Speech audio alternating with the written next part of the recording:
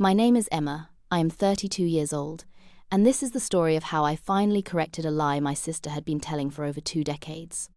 The perfect occasion for this long-overdue correction, you ask? Her picture-perfect, pastel-themed baby shower, of course. For years, I was the family's quiet, reliable cornerstone, the one who never made waves. And my sister, Chloe, was the family's glittering, tempestuous star, the one who made all the waves, usually with me drowning in her wake.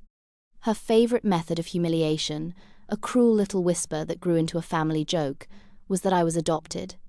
She'd say it with a smug little smile, and my parents would just sigh and tell me to be the bigger person. But this time, she'd gone too far.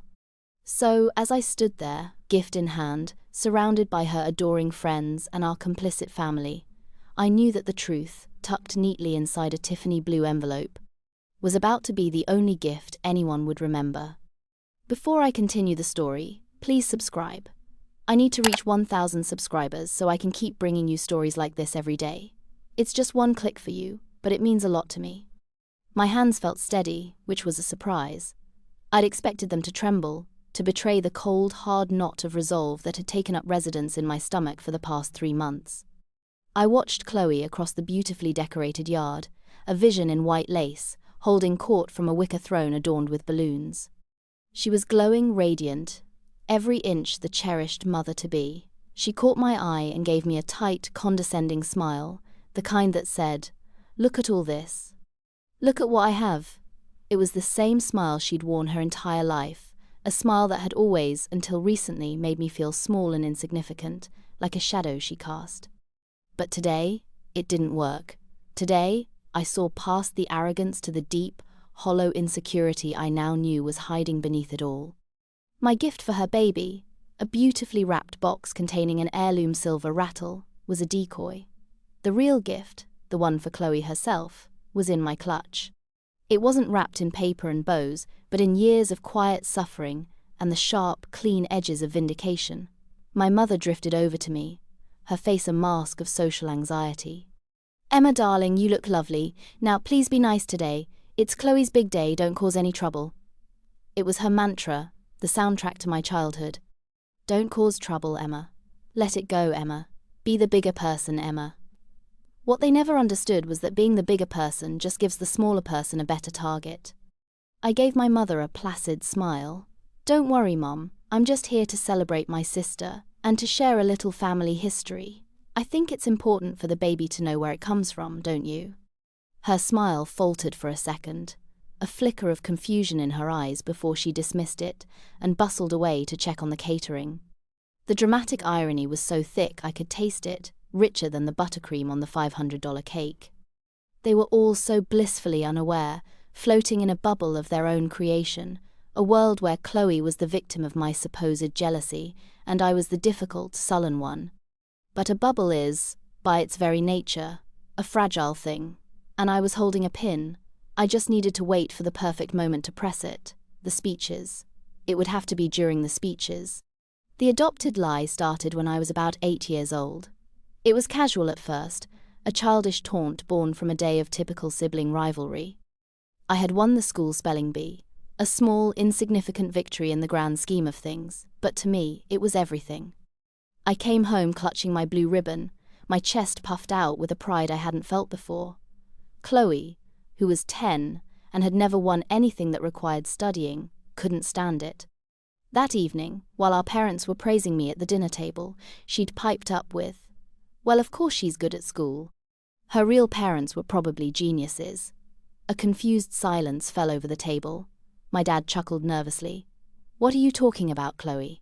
She just shrugged, a smirk playing on her lips. "Emma's adopted. That's why she doesn't look anything like us." The absurdity of it was that I did look like them. I had my father's quiet grey eyes and my mother's exact smile, whereas Chloe, with her fiery red hair and freckles, was the outlier, a throwback to some distant Irish ancestor. But logic was never Chloe's weapon of choice. Cruelty was. I looked at my parents, expecting a swift denial, a firm reprimand for Chloe. Instead, my mother just sighed. "Chloe, don't be silly. Eat your peas." My father cleared his throat and changed the subject. There it was, the first brick in the wall of their enablement. They didn't deny it, Not really. They just dismissed it, treating it like a harmless fantasy. But to an 8-year-old, their non-denial was a terrifying crack in the foundation of my world. Chloe saw her opening. She saw that this particular lie, this specific needle, got under my skin in a way nothing else did, and more importantly, that she would face no consequences for using it. From that day on, it became her favorite weapon. Did I get a better grade on a test? It's because her smart, adopted parents gave her good genes. Did I make a new friend she didn't like? Did you tell them you're adopted? It was relentless. She'd whisper it to her friends at family gatherings, just loud enough for me to hear. She'd write it in my yearbooks. It became a piece of family lore, a running joke that everyone but me was in on. When I cried, my mother would say, "Oh, Emma, you're too sensitive. You know she's just teasing." They chose peace over my peace of mind every single time. They taught me that my feelings were an inconvenience, and that Chloe's casual cruelty was just a personality quirk we all had to endure. As we grew into teenagers, the nature of the torment evolved, but the foundation remained the same. Chloe's adopted narrative became a tool for social sabotage. She was popular, effortlessly so, while I was quieter, more studious, finding my validation in academic achievements and a small, tight-knit circle of friends. This difference, my quiet competence, seemed to enrage her. She couldn't stand that I had a world she couldn't conquer with her charm, so she tried to burn it down. During my sophomore year of high school, I started dating a boy named Mark. He was kind and smart, and for the first time, I felt seen for who I was. We'd been dating for about 2 months when Chloe decided he should have been hers. She started her campaign subtly, with little comments to our parents about how nice Mark was, always with a pointed look in my direction. Then, one Friday night, Mark was supposed to pick me up for a movie. He never showed. He didn't answer his phone. I was devastated, convinced something terrible had happened. The next Monday at school, I saw him walking down the hall, holding hands with Chloe. When I confronted her, my voice shaking with a mixture of hurt and rage, she just laughed. "Oh, Emma, don't be so dramatic. He just realized he wanted the real deal, not the, you know." She let the word hang in the air, unsaid but understood. I later found out from one of her friends that Chloe had told Mark a long, elaborate, tear-filled story about how I was adopted and deeply troubled, struggling with my abandonment issues. She'd told him I was fragile, and that my parents had asked her, as the real daughter, to keep an eye on me. She twisted my quiet nature into a sign of instability, and her own manipulative behavior into an act of sisterly concern. And he believed her. Of course he believed her. She was Chloe. When I screamed the story at my parents, demanding they do something, anything, their response was soul-crushing. My mother wrung her hands. "Well, you can't blame a boy for falling for a pretty girl, honey. Chloe is very persuasive." My father just looked tired. "Emma, this is between you and your sister. Don't drag us into the middle of your teenage drama." Their refusal to intervene, to even acknowledge the calculated cruelty of her actions, was worse than the betrayal itself. They weren't just enabling her, they were co-signing her narrative. They were telling me, in no uncertain terms, that my pain was less important than Chloe's whims.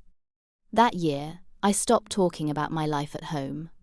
I built a wall around my heart and my achievements, because anything I cherished, Chloe would eventually try to break.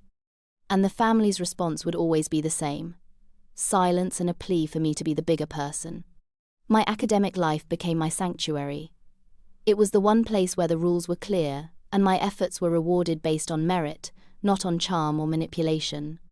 I excelled, graduating at the top of my class and earning a full scholarship to a prestigious university for engineering. This, I thought, would be my escape. I would be 4 hours away, in a new city, free from the daily poison of Chloe's presence and my parents' suffocating neutrality. For a while, it was. I thrived. I made new friends, people who knew me only as Emma, the smart, funny girl who could solve a differential equation but couldn't cook to save her life.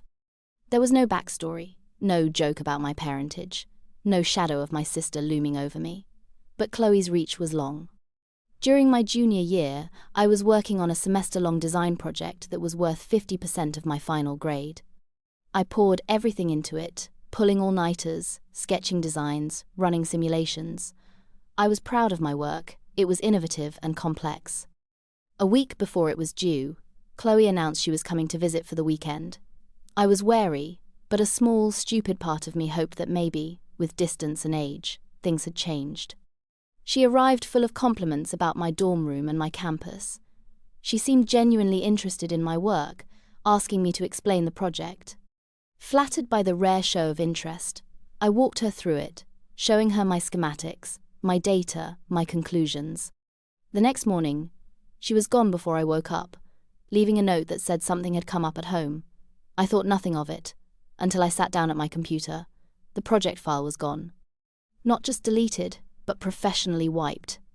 Panic clawed at my throat.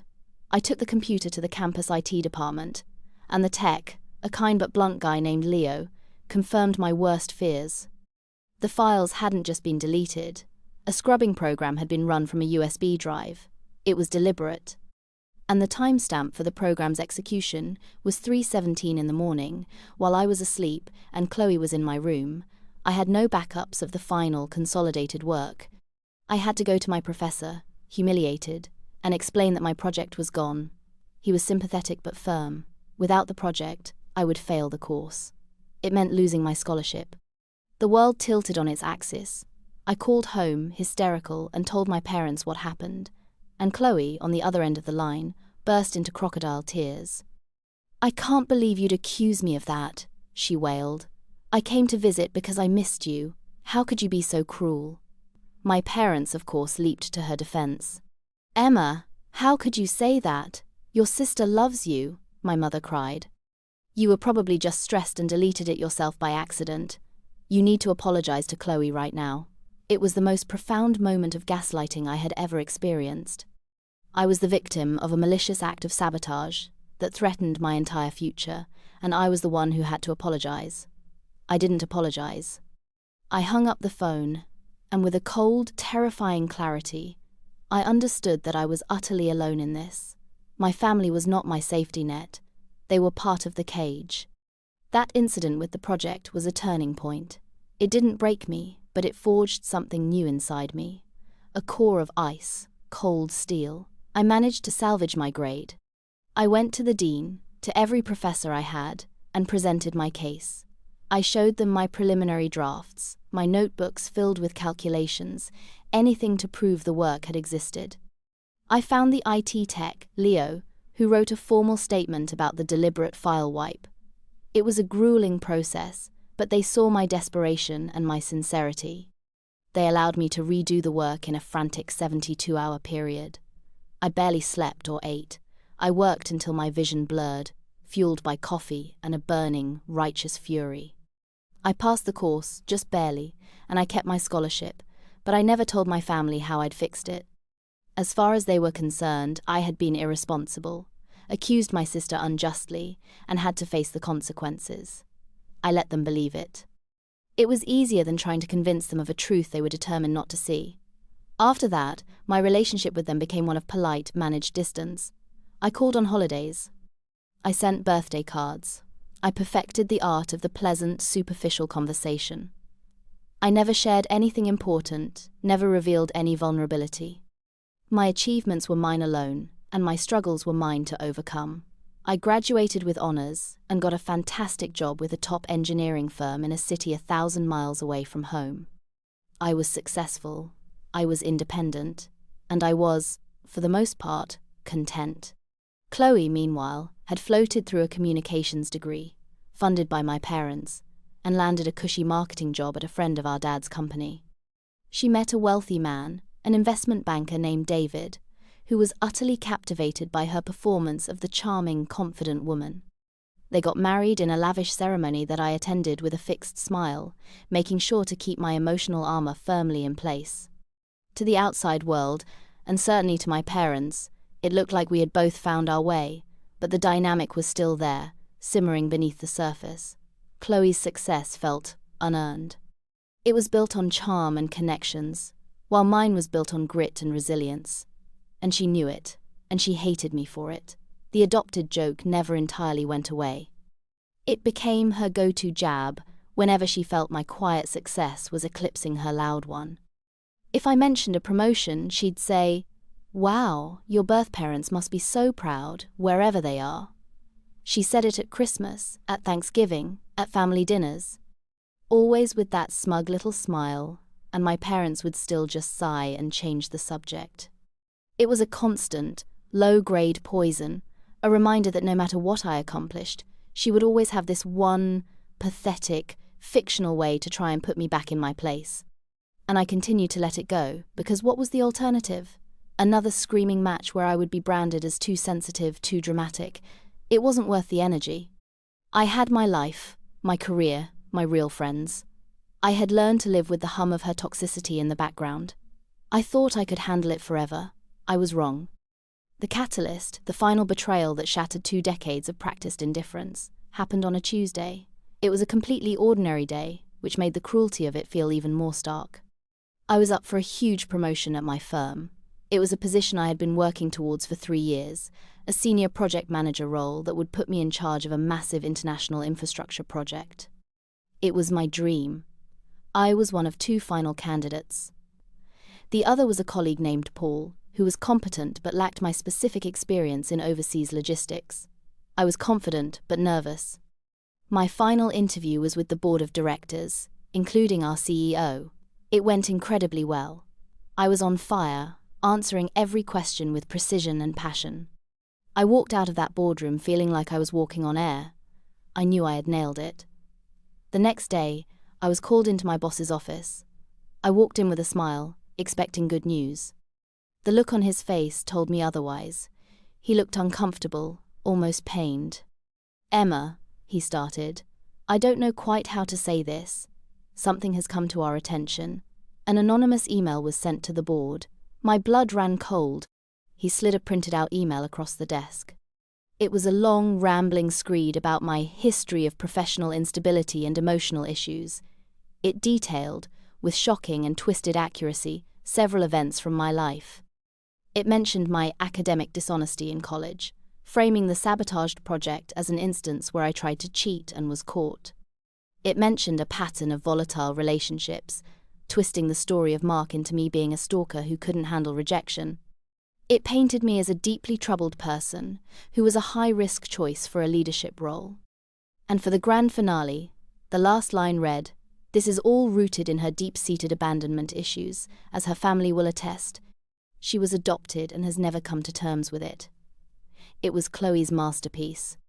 Every lie, every piece of sabotage, every insecurity she had ever weaponized against me, all wrapped up in a neat, poisonous package and sent directly to the people who held my future in their hands. I didn't get the promotion, Paul did. My boss was apologetic, saying his hands were tied. The board couldn't take the risk, even if they suspected the email was malicious. The damage was done. The mud had been thrown, and it had stuck. I went home, sat in my silent apartment, and felt something inside me finally, irrevocably snap. The wall I had built, the polite distance, the mantra of, "be the bigger person," it all crumbled into dust. This wasn't just a jab at a family dinner. This was a calculated attack on my livelihood, on my reputation, on the life I had worked so hard to build for myself, a life that was finally free of her. She couldn't stand it. She couldn't stand that I was succeeding on my own terms, so she had reached across 1,000 miles to pull me back down into the muck with her. That night I didn't cry. The hurt was too deep for tears. It had solidified into something cold and hard and heavy.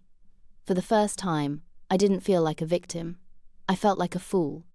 A fool for thinking I could ever truly escape her. A fool for believing that ignoring the problem would make it go away.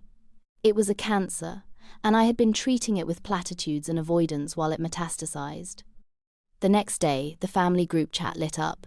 It was a sonogram picture. Chloe was pregnant. The messages flooded in. "Congratulations! We're so excited. You're going to be the most wonderful mother."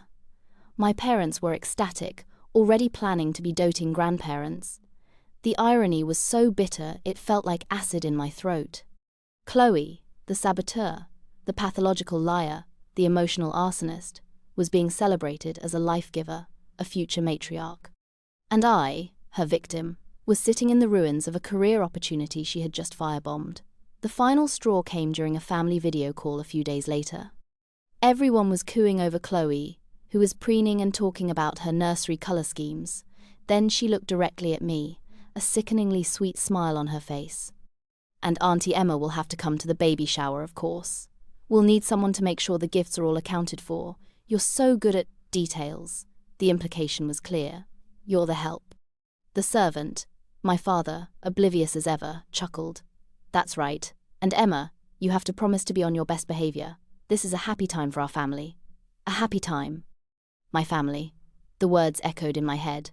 I looked at their smiling faces on the screen, me beaming sister. My proud parents and I felt a profound and chilling sense of detachment. They were not my family. Not in any way that mattered. A family protects you. A family believes you. A family does not stand by and watch while one child systematically destroys the other and then calls it a happy time. In that moment, the rage I had been suppressing for 24 years finally found its voice. But it wasn't a scream, it was a whisper, a cold, quiet promise I made to myself. No more. No more being the bigger person. No more letting it go. She wanted to build her perfect life on a foundation of my pain and humiliation. Fine. I would take a sledgehammer to the foundation. And I knew exactly where the cracks were. The adopted lie. Her oldest, most reliable weapon. I was going to turn that weapon back on her. And I was going to make sure it was a direct hit in the most public way possible. Her baby shower. Her perfect, happy day. It was the perfect stage for the truth. My first call was not to a lawyer or a private investigator, but to the one person who had seen the real Chloe, the one person who had never once told me I was being too sensitive. My best friend, Sarah. I'd known Sarah since my first week of college. She was the one who had sat with me in my dorm room, helping me piece together my project after Chloe's visit, never once doubting my story. She had listened to countless tales of my sister's cruelty over the years, her expression hardening with each one. When I called her and laid out the whole story, the sabotage promotion, the anonymous email, the pregnancy announcement, there was a long silence on the other end of the line. I braced myself for a gentle, "Oh, Emma," or a suggestion to just cut them off and move on. That's not what I got. What I got was cold, hard fury on my behalf. "That absolute monster," Sarah said, her voice tight. "She crossed a line, Em. This isn't just sibling rivalry anymore. This is warfare. What she did is tortious interference. You could actually sue her for this." The idea of suing was tempting, a legal, formal validation of the wrong that had been done to me. But I knew it wasn't what I wanted. A lawsuit would be messy, drawn out, and would still allow my family to paint me as the vindictive, troubled one. No, I needed something more personal. Something that couldn't be spun. "I don't want to sue her," I said, my voice surprisingly steady. "I want to dismantle her. I want to take the lie she has built her entire identity on, the lie that I am the lesser, adopted, broken onion. I want to expose it for what it is." I told her my fledgling idea, the baby shower. The adopted lie. I was going to find proof. I was going to find my birth certificate and wave it in her smug face. "Good," Sarah said without a moment's hesitation. "It's time. It's past time.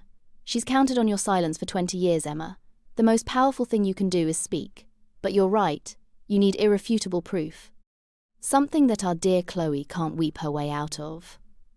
That conversation with Sarah was the spark. Her validation, her righteous anger, it was the fuel I needed. I wasn't crazy. I wasn't too sensitive. I was a person who had been systematically abused, and my abuser was about to be celebrated with a party. After I hung up, I sat down at my computer and started my research. Not into lawyers, but into vital records. How do you get a copy of your birth certificate? What about your sister's? It was surprisingly easy. A few forms, a small fee, a notarized signature. I realized I didn't even know the exact date of Chloe's birth, only the month and year. My parents had always been weirdly vague about it. I had to call my aunt, my mother's sister, under the guise of wanting to get a custom astrology chart made for Chloe as a baby shower gift. My aunt, a lovely woman who was into that sort of thing, gave me the date, time, and location, without a second thought. I filled out the forms, one for me and one for Chloe. I paid the fees. And I sent them off. Now all I had to do was wait. The waiting was the hardest part. For the first time I felt a flicker of fear. What if I was wrong? What if, in some bizarre twist, she had been telling the truth all along? But I pushed that thought away. I knew my mother. I knew my father. The truth was in their house, in their history, and I was about to bring it into the light. The decision to delve into my family's past felt like a transgression. I had spent my entire adult life building a future that was as far away from my childhood as possible. Now, I was willingly wading back into the murky waters of memory and unspoken truths. My first target was the attic. I booked a flight home for a weekend, telling my parents I wanted to clear the air before the baby shower and find some old photo albums. This, of course, they loved. It fit their narrative perfectly. Emma was finally coming around, ready to play the part of the dutiful sister and daughter. The thought of their smiling, oblivious faces made my stomach turn, but I forced a cheerful tone on the phone and packed a small bag. The attic in my childhood home was a dusty, forgotten kingdom. It was hot and smelled of cedar and decaying paper. It was filled with the ghosts of who we used to be. My father's old model train sets, my mother's wedding dress yellowing in a garment bag, my old science fair projects. And somewhere in this graveyard of memories, I was hoping to find a key. Not a metaphorical one, but a literal one. I had a vague childhood memory of a small, locked metal box that my mother kept in her closet. She'd always said it contained important papers. When I was about 12, I had asked what was inside, and she had become flustered and told me it was private and I was not to touch it. That box, I suspected, held the truth. While my mother was busy in the garden, I went into my parents' bedroom. My heart was pounding.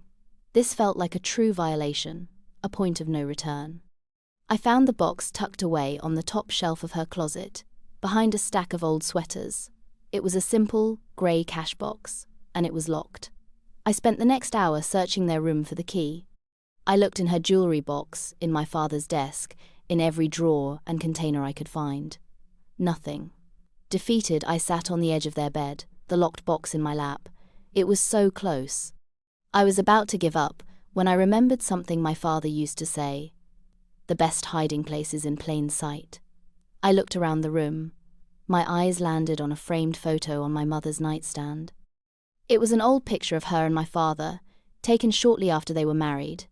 It was in a thick, ornate silver frame. On a hunch, I picked it up. I turned it over. Taped to the back, hidden by the velvet backing, was a tiny silver key. My breath caught in my throat. I carefully peeled the tape off, my fingers trembling slightly. I inserted the key into the lock on the box. It turned with a satisfying click. I lifted the lid, not knowing what I would find, and there they were, nestled amongst old passports and insurance policies. 2 folded, official-looking documents, one for me and one for Chloe, my birth certificate and hers. I picked up mine first, my eyes scanning the familiar details. Emma Catherine Reynolds, born October 5th, 1990. Parents, John and Mary Reynolds. Everything as I expected. Then, I picked up Chloe's. I unfolded Chloe's birth certificate, my hands surprisingly steady. The name was there, Chloe Ann Reynolds. The parents' names were there, John and Mary Reynolds, and then I saw the date. The date of birth listed was November 12th, 1987. But that wasn't right. The family had always celebrated her birthday on February 12th, 1988. I knew this date as well as I knew my own. We had celebrated it every year for my entire life. Why would they lie about her birthday by 3 months? I scanned down the document, my eyes searching for an explanation. And then I found it. It wasn't in a specific box or a line item. It was in the relationship between 2 other dates on the page. Chloe's date of birth, November 12th, 1987. And at the bottom of the form, in a small section for administrative use, was another document reference, my parents' marriage certificate. I knew their wedding anniversary. It was a big celebration every year, a cornerstone of our family's story. May 21st, 1987. I did the math in my head, once, twice, 3 times. May to November, 6 months. Less than 6 months. Chloe had been conceived before they were married, and she had been born less than 6 months after they walked down the aisle. The February birthday was a fiction, a lie created to shift the timeline. to preserve the image of a proper, respectable marriage. In their small, conservative town in the late 1980s, this would have been a scandal, a source of deep shame for my proud, image-conscious parents. Suddenly, 30 years of family dynamics snapped into sharp, brutal focus. Chloe wasn't just the firstborn, she was the child of shame, the living evidence of a premarital indiscretion. And I, born 3 years later, well within the holy sanctum of their marriage, was the legitimate one, the redeemer, the proof that they had gotten it right in the end. It explained everything. Their overcompensation for Chloe, their desperate need for her to be perfect, to be the golden child. It was all a frantic attempt to rewrite history, to erase the shame she represented. And my role?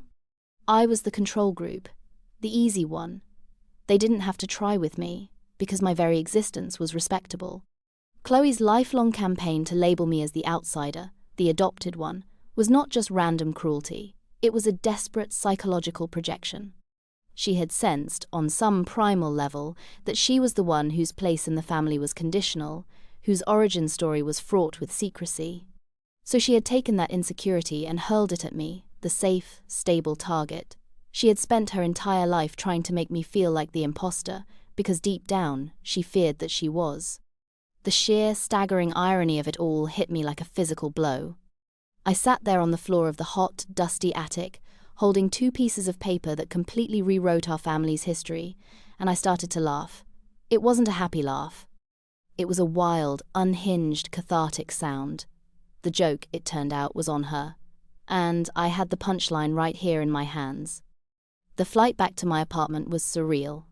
I felt like a spy returning from a successful mission, carrying state secrets in my handbag. The 2 birth certificates, which I had carefully photocopied and then returned to the box, felt like they were burning a hole in my purse. The originals were safely back in their hiding place, the key retaped to the back of the picture frame. My parents were none the wiser. They had praised me for my new, positive attitude and for making an effort with Chloe. The hypocrisy was breathtaking. I had the documents, I had the truth, now I needed a plan. The baby shower was in 6 weeks. That gave me plenty of time to prepare, not just my speech, but myself. This wasn't going to be an emotional outburst. I had spent a lifetime being emotional, being the sensitive one. No, this was going to be a surgical strike, calm, precise, and utterly devastating. I called Sarah the moment I got home and told her what I'd found. There was a long, stunned silence on the other end of the line, followed by a low whistle. "Oh my God, Emma," she said. "It's better than we could have ever imagined. It's poetic justice on a level I didn't think was possible outside of a Shakespeare play." "She called you the fake, when she was the one with the fake birthday." "It's not just the birthday, Sarah," I said, looking at the photocopies spread out on my coffee table. "It's the whole narrative. My entire life, I've been cast as the supporting character in the Chloe show, the stable, boring, slightly defective one who exists to make her look better. All of it, all the enabling from my parents, it was all rooted in their own shame." "So what's the play?" Sarah asked, her voice shifting from shock to strategy. "How do you do this in a way that leaves no room for interpretation?" We spent the next 2 hours brainstorming. We went through every possible scenario. What if my parents interrupt me? What if Chloe has a panic attack? What if her husband, David, gets aggressive? We wargamed the entire event. The plan we devised was simple in its execution, but brutal in its impact. I would attend the shower. I would be a model of polite sisterly affection. I would wait for the toasts, the part of the party where everyone is paying attention. My mother would inevitably ask me to say a few words. And I would. I would start with a sweet, saccharine tribute to sisterhood and family. I would lull them into a state of comfortable complacency. And then I would pivot. I would bring up the long-running family joke about my adoption. And then I would deliver the truth, not as an accusation, but as a correction, a clarification for the historical record, for the sake of the new baby. "I'll need to frame it perfectly," I told Sarah, "not as an attack, but as a gift. The gift of truth. And you'll need copies," Sarah said, ever the pragmatist. "Enough for everyone. You hand them out like party favors." The idea was deliciously vicious. I imagined the scene, the pastel decorations, the smiling faces turning to confusion, then to horror as they looked down at the documents in their hands. It was perfect.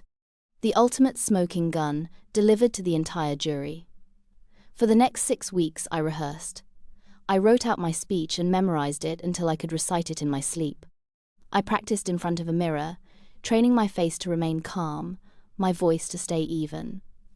I was transforming myself from a victim into the narrator of my own story. And the final chapter was going to be a masterpiece. In the weeks leading up to the shower, I played my part to perfection. I responded to the family group chat with cheerful emojis. I sent Chloe a link to a ridiculously expensive baby stroller saying, "Thinking of you, this one has amazing reviews." She replied with a simple, "Thanks," clearly interpreting it as a sign of my submission, of my acceptance of my place in her new, baby-centered world. The dynamic between us had shifted, but only I knew it. She thought she had finally, definitively won. The sabotage promotion was the checkmate, and now she was just enjoying her victory lap. Her texts to me were filled with a smug, condescending kindness that made my skin crawl.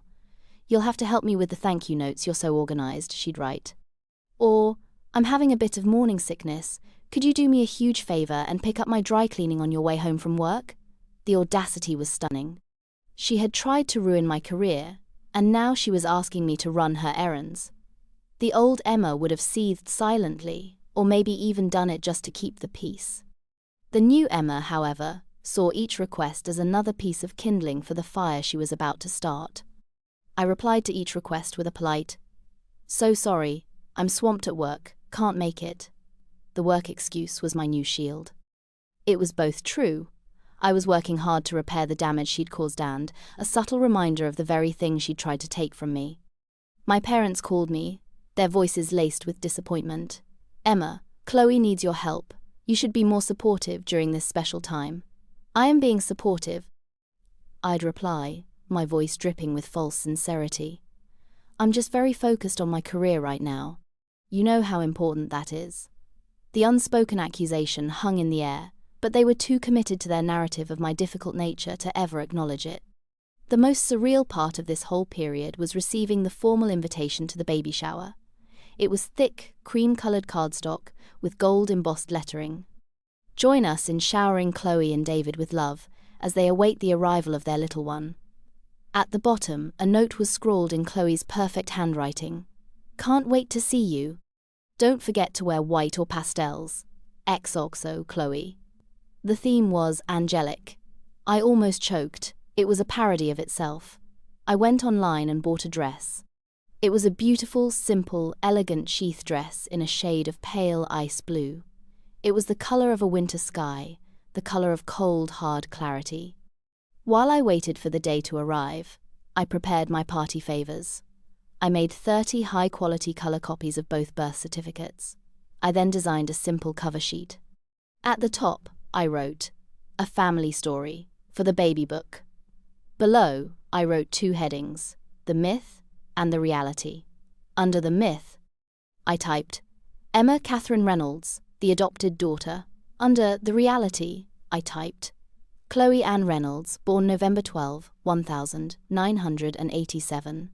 John and Mary Reynolds, married May 21, 1987. I put each set of documents into a crisp, white envelope. I didn't seal them. I wanted the reveal to be quick and easy. These little packets of truth sat in a neat stack on my desk, a monument to my resolve. Each time a flicker of doubt or fear crossed my mind, I would look at them. They were my armor. They were my sword. The day before the shower, I got a text from my mother. "So looking forward to seeing you tomorrow. Remember, a happy day, no drama, just smiles." I typed back, "You'll get nothing but smiles from me, Mom." And I smiled as I wrote it. It was the truest thing I'd said to her in months. Walking into that baby shower was like stepping onto a movie set. The theme, angelic, had been executed with a nauseating level of perfection. White and gold balloons floated in pristine clusters. A harpist played softly in the corner of a sprawling, manicured lawn. The guests, about 30 of them, were all women, all dressed in shades of white, cream and blush, creating a soft-focused sea of pastel. They were Chloe's friends, our aunts and cousins, my mother's friends, the enablers and witnesses, the entire chorus for her grand performance. And at the center of it all was Chloe, seated on her white wicker throne, a floral crown on her head, looking for all the world like a beatific fertility goddess. She saw me approach, and her smile tightened for a fraction of a second before blooming into a theatrical expression of delight. "Emma, you came!" she exclaimed, loud enough for everyone to hear, as if my attendance had been in question. She stood to hug me, her hands going to her perfectly round belly. "I'm so glad you're here." I was telling everyone how supportive my little sister has been. The lie was so bald-faced, so audacious, that I felt a genuine flicker of admiration for her sheer nerve. I hugged her back, my cheek brushing against hers. "I wouldn't miss it for the world," I whispered, my voice full of honeyed warmth. I handed her the beautifully wrapped gift bag containing the silver rattle. "Just a little something for my future niece or nephew." She took it with a dismissive glance, handing it off to a friend to place on the enormous pile of gifts. To her, I was just another subject paying tribute. My real gift, the stack of white envelopes in my clutch, felt cool and solid against my hand. I spent the next hour mingling, a serene smile plastered on my face. I was a master of pleasantries. "Yes, her dress is lovely. No, you're right, she's never looked happier. Oh, the catering is just divine." I was playing the part they had always wanted me to play, the supportive, slightly overshadowed sister. My mother found me by the champagne fountain. I was drinking sparkling water. She squeezed my arm, her eyes shining with relief and pride. "Oh, honey, I'm so proud of you," she whispered. "You are being so wonderful today. I knew you had it in you."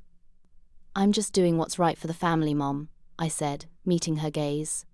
The double meaning was entirely lost on her. She just beamed. The dramatic irony was so potent it was almost intoxicating. I was moving through this perfect, fragile world that Chloe and my parents had constructed, and I was the only one who knew it was about to be shattered. I watched Chloe as she opened her gifts, exclaiming with delight over each tiny onesie and designer diaper bag. She was the queen of her court, adored and celebrated. And with every fawning comment from the guests, with every proud look from my mother, the knot of resolve in my stomach tightened, not with nerves, but with a profound and steady sense of purpose. This wasn't just for me anymore. This was for the 8-year-old girl who cried herself to sleep because she thought her parents had lied to her. This was for the 16-year-old who had her heart broken by her own sister's treachery. This was for the 21-year-old who nearly lost her future to a petty act of sabotage. Today, I was saving all of them. The time for the toasts arrived as the afternoon sun began to dip, casting long shadows across the lawn. The harpist took a break, and Chloe's husband, David, a man whose personality seemed to consist entirely of expensive watches and a firm handshake, stood up to make a speech. It was bland and predictable, full of platitudes about his wonderful wife and their exciting future. Everyone applauded politely. Then, Chloe's best friend gave a giggly, tearful speech about their lifelong friendship. More applause. And then, as I knew she would, my mother stood up. "I'd just like to say a few words," she began, her voice thick with emotion. She spoke about the joy of seeing her firstborn, her beautiful Chloe, about to become a mother herself. "It feels like just yesterday I was holding her in my arms." The irony of that statement almost made me laugh out loud. She finished her speech and then turned her beaming face to me. "And now, I know my other daughter Emma would love to say something about her big sister." All eyes turned to me. This was it. The moment I had been planning for weeks. I took a deep breath, stood up, and walked to the center of the patio, my clutch containing the envelopes held firmly in my hand. I could feel Chloe's eyes on me, a smug, expectant look on her face. She thought I was about to deliver a tribute, a public concession of her superiority. "Thank you, Mom," I began, my voice clear and steady. I smiled warmly at the crowd. "I am so happy to be here to celebrate Chloe and this new chapter in her life. Family is so important, isn't it? It's our foundation. It's the story of who we are." I paused, letting the sentimental words hang in the air. My mother was nodding, dabbing her eyes with a napkin. Chloe looked pleased. "Growing up," I continued, my tone shifting almost imperceptibly. Chloe and I had our own special sisterly bond. We had our inside jokes, our little secrets. One of Chloe's favorite running jokes, one that some of you might even remember, I said, making eye contact with a few of my aunts, was that I was adopted. A few nervous titters went through the crowd. My mother's smile froze on her face. Chloe's expression shifted from smugness to confusion, a flicker of irritation in her eyes. She told it so often and for so long, I went on, my voice still light and conversational, that it became a kind of family myth, the story of Emma, the mysterious outsider. And you know, as this family is about to welcome a new member, I've been thinking a lot about our history, about the stories we tell. I think it's so important for this baby to grow up with the truth, to have a clear and honest foundation. I opened my clutch and took out the stack of white envelopes. So, in the spirit of honesty and family history, I wanted to give everyone a little party favor. A clarification, you could say. To make sure the family story is set straight, right from the beginning, I started walking around the patio, handing an envelope to each guest. I made sure to hand one to my mother, to David, and finally, to Chloe herself. The silence was absolute, broken only by the rustle of paper as 30 women simultaneously opened their envelopes. The sound that followed was not a gasp, but a collective, sharp intake of breath, a sudden vacuum of air in the pristine, sun-drenched yard. It was the sound of a carefully constructed reality imploding. I watched as faces, moments ago soft with sentimental smiles, hardened with confusion and then dawning comprehension. Eyes darted from the papers in their hands to Chloe, then to my parents, then to me. The festive atmosphere evaporated, replaced by a thick, ringing silence. I stood in the center of it all, my work done, and simply observed the fallout. My mother's face had gone chalk white, her mouth slightly agape.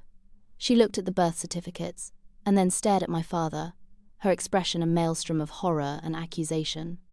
My father, a man who had spent his life avoiding confrontation, looked like he wanted the manicured lawn to swallow him whole. He wouldn't meet anyone's eyes, his gaze fixed on a distant, imaginary point. But my focus was on Chloe. She was staring at the photocopy in her hand, her brow furrowed. I could see the exact moment the information processed. It wasn't a sudden shock, but a slow, creeping wave of realization. Her eyes flicked from the date of her birth to the date of our parents' marriage. I saw the mental calculation, the denial, and then the sickening, undeniable conclusion. The color drained from her face. The angelic, beatific mask shattered, revealing the raw panic beneath. Her hand, holding the paper, began to tremble. "What is this?" she finally choked out, her voice a reedy whisper. It wasn't directed at me, but at the silent, watching crowd. "It's a joke. Emma is making a sick joke." But no one was laughing. The evidence was right there in their hands, in black and white. The dates didn't lie. "It's not a joke, Chloe," I said, my voice calm and devoid of emotion. It was the first time I had spoken since handing out the papers. "It's your birth certificate, and mine. I just thought, since you were so fond of telling stories about my origins, it was only fair to share the truth about yours, for the baby's sake. So they know their real family history." Her head snapped up, her eyes, wild with desperation, finally locking on mine. The smugness was gone, the condescension was gone. All that was left was pure, unadulterated fury and humiliation. "You!" she hissed, her voice trembling with rage. "You would ruin my baby shower. You would do this to me." "Ruin it?" I asked, allowing a small, cold smile to touch my lips. "I thought I was contributing. You wanted an angelic theme. What's more angelic than the truth? The truth shall set you free, isn't that what they say?" David, her husband, finally found his voice. He stood up, his face flushed with anger. "What the hell is going on? Is this true?" he demanded, looking not at me, but at my parents. My mother just shook her head, tears starting to stream down her face. My father remained mute, a statue of shame. The party was over. The beautiful, fragile bubble had burst, and now they were all just standing in the wreckage, covered in the sticky, ugly truth. Chloe's rage was a sight to behold.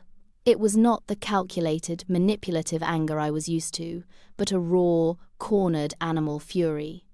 "Get out!" she screamed at me, her voice cracking. Get out of my house.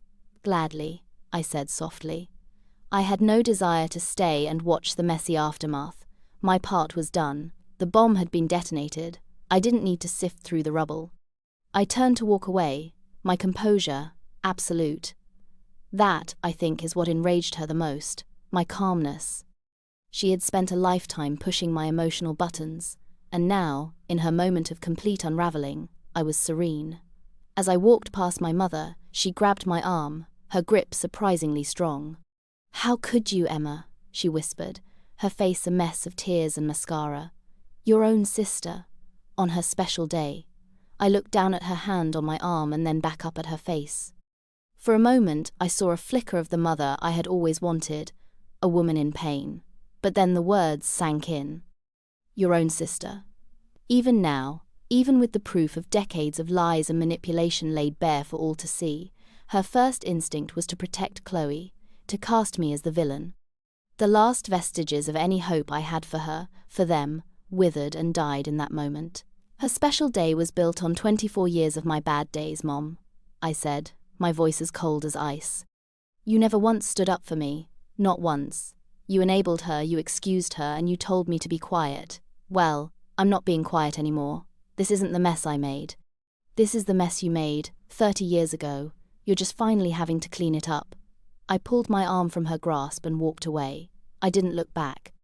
I could hear the rising chaos behind me, Chloe sobbing hysterically, David demanding answers from my father, the guests murmuring and starting to make their excuses to leave. I walked down the stone pathway, past the pristine flower beds and the ridiculous harp, got into my rental car, and drove away. As I merged onto the highway, heading towards the airport, my phone started to buzz. It was my father. I ignored it. Then it buzzed again. My mother. I ignored it. Then a text message from Chloe. It was a string of curses and threats that was so vitriolic it was almost impressive. I read it, a strange sense of detachment washing over me. This was the real Chloe, the one who had been hiding behind a mask of charm and condescension her whole life. The monster was finally out of its cage. I pulled over to a scenic overlook, got out of the car, and looked out at the city skyline. I took a deep breath of the cool, clean air, and then I did something I hadn't done in a long, long time. I laughed, a real, genuine laugh of pure, unadulterated relief. It was over. The weight I had been carrying on my shoulders for my entire life, the weight of their secrets and their lies and their expectations, was gone. I had not just exposed a lie, I had liberated myself. I took out my phone, opened my family contacts, and pressed block on my mother, my father, and my sister. With each press of the button, I felt another chain break. I was free. The flight home was the most peaceful 6 hours of my life. I turned my phone off, ordered a glass of wine, and watched the clouds drift by outside my window. I didn't feel guilty. I didn't feel cruel. I felt clean, as if I had just completed a long-overdue, very necessary deep cleaning of my own soul, scrubbing out the grimy build-up of years of resentment and unspoken anger. The silence was a balm. No pleading calls, no angry texts, no demands for an apology, just the hum of the engines and the quiet of my own thoughts. When I landed and turned my phone back on, the expected barrage of notifications came through. Dozens of missed calls from my parents. A string of increasingly unhinged text messages from Chloe, which had devolved from rage into pathetic pleading, and then back to rage again. And then there were messages from other people. My aunt, my mother's sister, had sent a simple text. I always knew there was something. I'm sorry for my part in not seeing it. I hope you're okay. It was a small crack of light in the wall of family denial. A few of my cousins had also reached out, with messages ranging from a shocked, "OMG, what was that?" to a more supportive, "You are unbelievably brave." Chloe had that coming. The most interesting communication came in the form of an email from an address I didn't recognize. It was from David, Chloe's husband. It was short and to the point. "I need to talk to you," it read. "I need to understand what is going on. Please call me." I stared at the email for a long time. Part of me wanted to ignore it, to keep my clean break absolute. But another part of me, the part that had always valued truth and clarity, felt a flicker of something. Maybe not sympathy, but a sense of shared experience. He was a victim of Chloe's lies, too, in his own way. He had married a character in a play, and the stage had just collapsed around him. I decided I would call him, but not yet. I needed to settle back into my own life first, to solidify the boundaries of my new freedom. The next few days were a study in blissful normalcy. I went to work. I had dinner with Sarah and recounted the entire story, to her utter delight. We toasted with champagne, a far cry from the sparkling water I'd been drinking at the shower. "To setting the record straight," she said, clinking her glass against mine, "and to the angelic baby shower massacre." We laughed until we cried. It felt good. It felt right. I was slowly realizing that my family had been a cage, and I had been a willing prisoner for far too long. The peace they always advocated for was just the quiet of my own submission. True peace, I was discovering, was the silence that comes after you've finally said everything that needs to be said. It was the quiet of a clean slate. And my slate was, for the first time in my life, sparkling. A week after the shower, I decided to call David. I did it on my terms, on a Sunday afternoon, sitting on my own couch with a cup of tea. I wasn't sure what to expect: anger, accusations, a demand that I fix the mess I had made. Instead, the man on the other end of the line sounded exhausted and hollowed out. "Thank you for calling," he said, his voice flat. I'm trying to make sense of all this. I didn't say anything. I just waited for him to continue. "Chloe is not well," he said carefully. "She hasn't left her room in days. Your parents are here. They're all telling me that you're a monster, that you're jealous and vindictive, and you've always hated your sister." "And what do you think, David?" I asked quietly. There was a long pause. I could hear him take a deep, shaky breath. "I think," he said slowly, "that for the past 5 years I have been married to a stranger.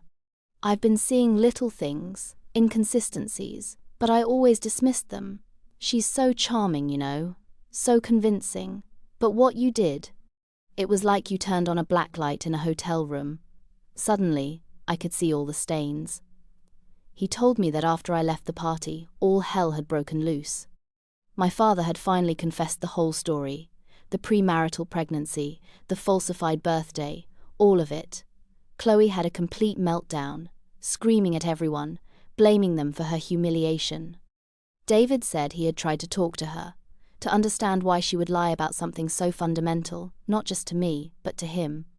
Her response was to accuse him of taking my side.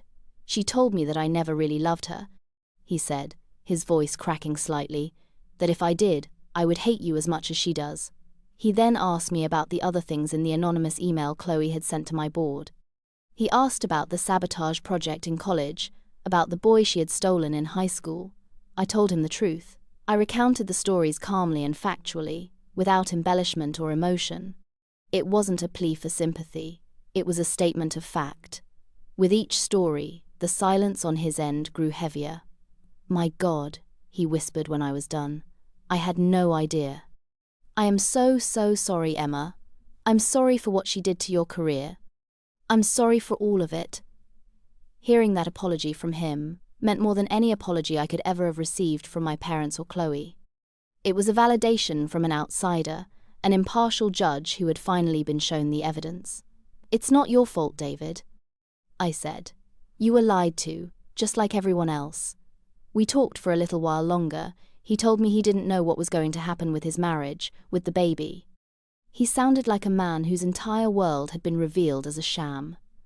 I felt a pang of pity for him, and for the innocent child who was about to be born into this chaos. But I also felt a steely certainty that I had done the right thing. Chloe's perfect world was built on a foundation of lies, and such a structure can never stand. It was always going to collapse. I had just decided when. The months that followed were a period of profound and quiet rebuilding. I threw myself into my work with a renewed sense of purpose. With the cloud of the anonymous email implicitly discredited by the family implosion, word travels fast, even across 1,000 miles, my bosses began to look at me differently. The promotion I had lost was gone, but a new, even better opportunity arose a few months later, a chance to lead a new R&D division in our European office. It was a huge step up, a chance to move abroad and truly start fresh. I interviewed for it, And this time, there were no anonymous emails, no whispers of instability. I got the job. The news felt like the final, definitive victory. I was not just escaping my past. I was building a future that was bigger and brighter than anything I could have imagined while I was still trapped in their orbit. The news from home came in sporadic, second-hand trickles, mostly through my aunt, with whom I had re-established a tentative but warm relationship. She told me that Chloe and David were in counseling, but that it wasn't going well. Chloe refused to take any real responsibility, continuing to paint herself as the victim of my vicious, unprovoked attack. David, my aunt said, was a changed man, quiet and withdrawn, looking at his wife with a permanent expression of doubt. My parents were caught in the middle, desperately trying to glue the pieces of their shattered family back together, but their glue was made of denial and blame, and it wouldn't hold. They had apparently tried to orchestrate an intervention for me, calling my aunt and other relatives to try and stage a call where they could all tell me how much I had hurt the family. My aunt had flatly refused. "I told your mother," she said to me over the phone, "that the person who needs an intervention is Chloe, and the people who need therapy are her and your father." The baby was born, a little girl. My aunt sent me a picture. I looked at her tiny, innocent face and felt a pang of sadness for the complicated legacy she had been born into. But I also felt a deep sense of peace that I was 1,000 miles away, a distant, semi-mythical aunt living an exciting life in another country. I would not be there to be cast as the villain in this child's life story. I would not be the target of Chloe's inevitable future manipulations.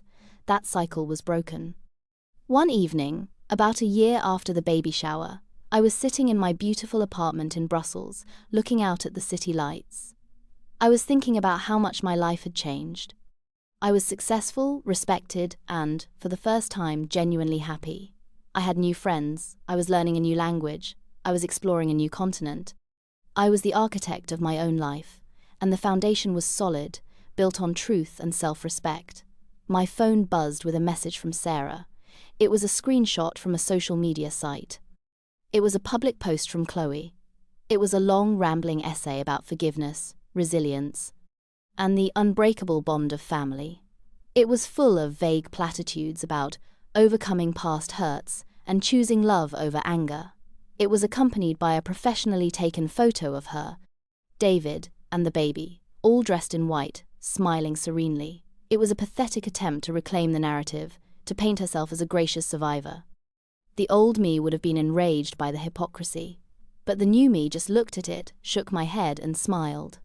She could have her performance, she could have her audience of enablers. It didn't matter anymore. I knew the truth, and more importantly, I was free. My life in Brussels is everything I never knew I wanted. It's quiet in the ways that matter, and exciting in all the right places. I've built a community here, a chosen family of friends and colleagues who know me for who I am, not for the role I was assigned at birth. They know me as Emma, the woman who can lead a complex engineering team, who tells terrible jokes, who makes a surprisingly good coq au vin, and who loves to spend her weekends exploring ancient cities. My sister, my parents, that whole constellation of drama feels like it belongs to another lifetime, to another person. They are a ghost story I sometimes tell, a cautionary tale about the corrosive power of secrets. The last I heard, through the ever-reliable grapevine of my aunt, David had finally filed for divorce. The performance of the happy family had become too exhausting to maintain. Chloe, apparently, did not take it well. She and the baby moved back in with my parents, recreating the toxic trio of her childhood. In a way, they all got what they wanted. My parents have their precious, damaged daughter back under their roof to care for and enable, and Chloe has a captive audience and a new narrative of the wronged wife and single mother to perform. I feel nothing about this news. No satisfaction, no pity, no anger. It is simply a data point from a world I no longer inhabit. Occasionally, I think about that day at the baby shower. I don't see it as an act of revenge anymore. I see it as an act of profound self-love. It was an amputation. I had a gangrenous limb attached to me, poisoning my entire system, and I chose to cut it off so that the rest of me could live. The scar is still there, a faint, silvery reminder of where it used to be. But it doesn't hurt. It's just a part of my story, a map of where I've been. My vindication isn't in their misery, it's in my peace. It's in the quiet confidence with which I move through the world. It's in the genuine laughter I share with friends. It's in the joy I find in my work, and in the simple act of waking up each morning in a life that I have built for myself, on my own terms, founded on the unshakable bedrock of truth. My name is Emma, and I am 34 years old. And for the first time in my life, I know exactly who I am, and I no longer need anyone else's permission or validation to be her. I am not the adopted one, not the difficult one, not the sister or the daughter. I am just Emma, and that is, finally, more than enough.